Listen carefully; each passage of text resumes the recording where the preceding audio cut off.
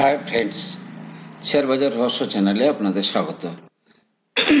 আশা করি আপনারা ভালো আছেন এবং সুস্থ আছেন। গুপ্তধনের সন্ধানে আমরা এগিয়ে চলেছি একের পর এক এপিসোড নিয়ে।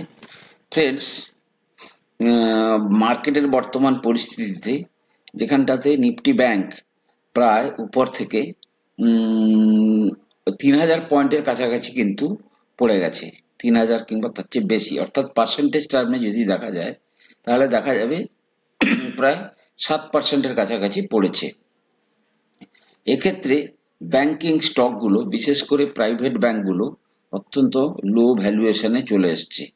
এক্ষেত্রে আপনারা কিন্তু ওই ব্যাংকগুলোকে একটু স্টাডি করার চেষ্টা করুন। আমি আপনাদেরকে আজকে একটা ছোট্ট ব্যাংক যেটাকে নিয়ে স্টাডি করার কথা বলবো।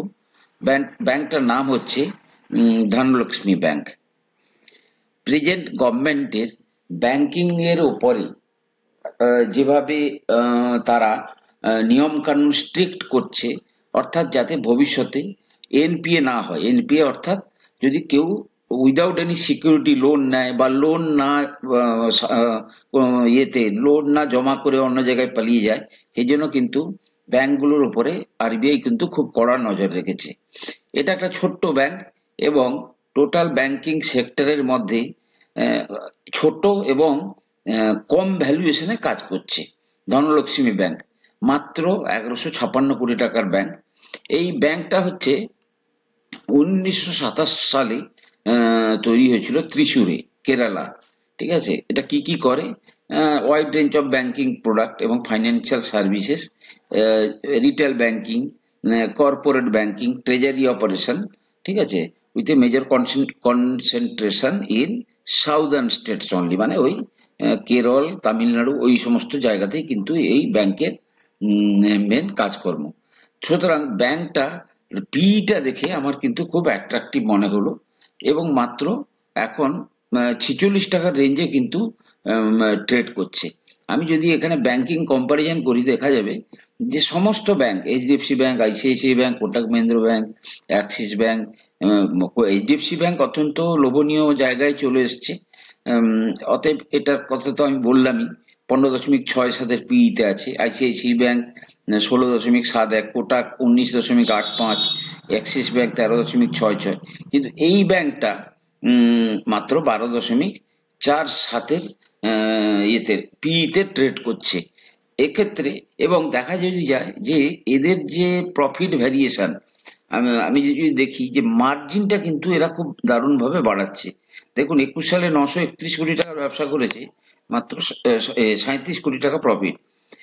22 সালে 900 মানে কমেছে কিছুটা, সেলস কমেছে, 36 কোটি টাকা প্রফিট। 2023-এ 1071 কোটি টাকার সেলস হয়েছে, অর্থাৎ ইন্টারেস্ট ইনকাম হয়েছে, এভাবে রেভিনিউ আসে 49 কোটি টাকার প্রফিট। এবারে কিন্তু 1175 কোটি টাকা এখনো পর্যন্ত, প্রায় 93 কোটি, অর্থাৎ প্রফিট প্রায় ডবল হয়ে গেছে। সেক্ষেত্রে আমি আপনাদেরকে বলবো এই ব্যাংকটার দিকে আপনারা একটু স্টাডি করুন।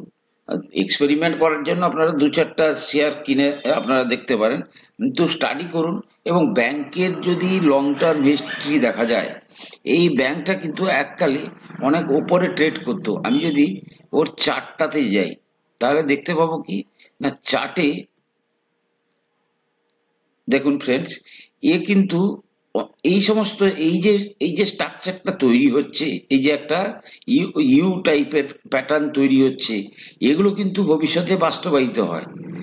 ঠিক আছে ফ্রেন্ডস, দেখুন এই ব্যাংকটা, হ্যাঁ দেখুন, দীর্ঘদিন আগে 2010-এ কিন্তু এই ব্যাংকটা 213-তে ট্রেড করতো এবং সেখান থেকে দেখুন গত প্রায় 13-14 বছর ধরে ব্যাংকটা কিন্তু নিচে এসছে এবং দীর্ঘদিন নিচে কনসলিডেশন করার পরে আপনি যদি দেখেন এই যে রেঞ্জটা, এই যে 13 টাকার রেঞ্জটাতে প্রায় 4-5 বছর কাজ করেছে এবং তারপরে কিন্তু আস্তে আস্তে করে ব্যাংকটা ওঠার চেষ্টা করছে।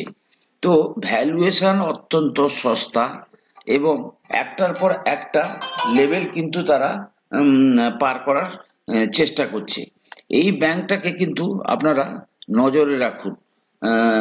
এছাড়াও আরো অন্যান্য ব্যাংক আছে, কিন্তু এই ব্যাংকটাকে একটু নজরে রাখবেন। এছাড়াও আরো ব্যাংক আছে, যেমন ধরুন আইডিএফসি ফার্স্ট ব্যাংক, এটাকেও কিন্তু আপনারা নজরে রাখবেন। কারণ কি, এই ব্যাংকটা দেখুন, আইডিএফসি ফার্স্ট ব্যাংক, এর যে ম্যানেজমেন্ট, ওটা কিন্তু খুব ভালো ম্যানেজমেন্ট। উনি মানে এর আগে ওনার ইয়েতে কি বলে, বিভিন্ন ব্যাংকে খুব স্কিলফুলি ওয়ার্ক করার অভিজ্ঞতা আছে। একই টাইপের ব্যাংক, যদিও ব্যাংকটার বর্তমান মার্কেট ক্যাপ একটু বড় সাইজের হয়ে গেছে, 57,000 কোটি টাকার কাছাকাছি, P/19 রেঞ্জে ট্রেড করছে, কিন্তু এই ব্যাংকটা ইন্টারনালি তার যে সমস্ত এনপি হয়ে গেছিল, অর্থাৎ বকেয়া মানে যারা লোন নিয়ে লোন শোধ করেনি, সেই ক্ষেত্রে তাদের কাছ থেকে কিন্তু এরা লোন ফোন কালেকশন করে ব্যাংকটাকে কিন্তু রাইট ট্র্যাকে এনেছে। এবং আপনারা যদি দেখেন, এই ব্যাংকটাকেও আপনারা কিন্তু নজর রাখতে পারেন, আইডিএফসি ফার্স্ট ব্যাংকটাকে। যেহেতু ব্যাংকিং ইন্ডাস্ট্রিতে একটা ব্যাংকিং সেক্টরে একটা কারেকশন চলে এসছে, তাই আমি এই শেয়ার গুলোকে কিন্তু শেয়ার গুলোর কথা আমি নজর দেওয়ার কথা বলবো। দেখুন, এটা কিন্তু 81 এই এই এই যে রেঞ্জ, দেখুন এগুলো কিন্তু খুব বাস্তবায়িত হয়। এই যে যখন কোনো শেয়ার দীর্ঘদিন পরে তার হাইকে, অল টাইম হাইকে ক্রস করে আবার কনসোলিডেট করে, এখান থেকে কিন্তু সে একটা বড় মুভমেন্ট দেয়। সুতরাং ফ্রেন্ডস, এই জায়গাতে কিন্তু আপনারা আইডিএফসি ব্যাংকটাকেও কিন্তু আপনারা নজরে রাখুন।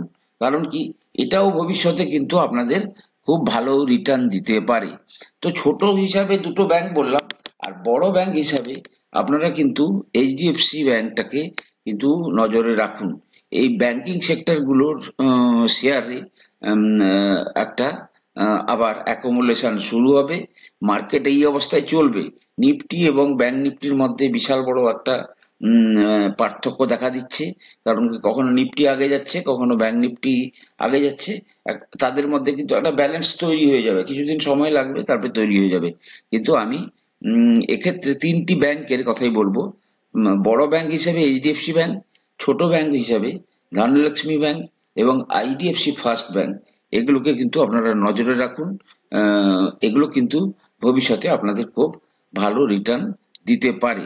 সবই কিন্তু লং টার্মের কথা ভেবেই কিন্তু আপনারা সিদ্ধান্ত নেবেন। ফ্রেন্ডস, আমি কোনো সেবি রেজিস্টার্ড অ্যানালিস্ট নই। আমি কেবলমাত্র আমার চোখে যতটুকু মার্কেট আমি বুঝতে পারছি, সেই নিরিখে আপনাদের কিন্তু গাইড করার চেষ্টা করছি। আপনারা কোনো শেয়ারে কেনা বা বিক্রির আগে আপনারা কিন্তু আপনাদের ফাইন্যান্সিয়াল অ্যাডভাইজারের পরামর্শ নিয়ে তবেই শেয়ারে কেনাবেচা করবেন। ভালো থাকুন, সুস্থ থাকুন, দেখা হবে পরের এপিসোডে।